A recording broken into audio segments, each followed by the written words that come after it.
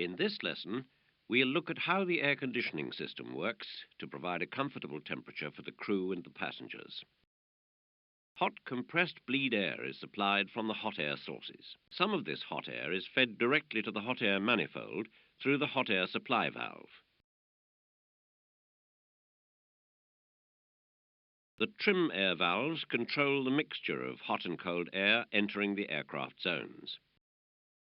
Hot air from the engines or the APU also supplies both packs. The packs regulate the flow of hot air in the system by means of pack valves.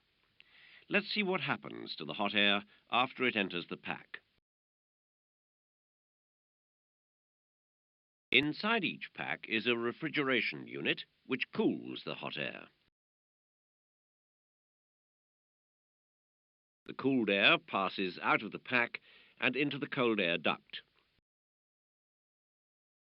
From here, the now cooled air is fed to each of the four main compartments, and on the way mixed with hot air from the hot air manifold by trim air valves.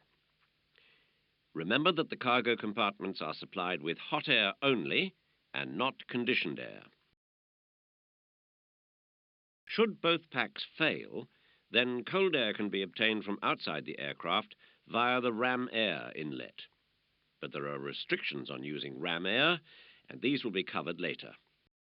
This is briefly how the air conditioning system works. In the next lesson, we'll see how it can be controlled.